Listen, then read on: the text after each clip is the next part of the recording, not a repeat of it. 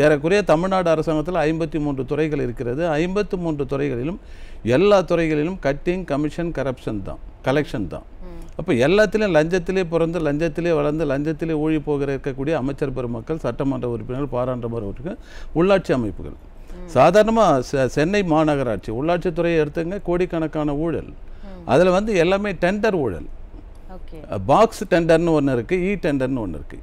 Tender என்பது இதே மாண்புமிகு தமிழ்நாடு முதலமைச்சர் முத்துவேலர் கருணாநிதி ஸ்டாலின் எதிர்க்கட்சியாக இருக்கும்போது இவர் கொடி பிடித்தார். டாஸ்மாக் எதிராக குடும்பமே கொடி பிடித்தது. ஆனால் இன்று அந்த டாஸ்மாக் உச்சகட்டத்துக்கு போயிட்டு இன்னைக்கு உயிரிழப்பினுடைய எண்ணிக்கை அதிகமாகிக் கொண்டிருக்கிறது. அப்போ ஒரு வெல்ஃபேர் கவர்மெண்ட் என்பது நலவாழ்வை நோக்கி இல்லை, மனித உயிரை கொள்ளை கொள்ளக்கூடிய ஒரு துறையாக செயல்பட்டு கொண்டிருக்கிறது. அது ஒரு பக்கம் இருக்கட்டும். அடுத்தபடியாக எல்லா பாட்டில்களிலும் 10 ரூபாய் 20 ரூபாய் கட்டிங் கமிஷன், அதுவே பல கோடி ரூபாய் ஊழல். ஆக ஒவ்வொரு துறையும் ஊழலை சார்ந்து தான் போயிருக்க மக்களுக்கான வளர்ச்சி திட்டங்கள்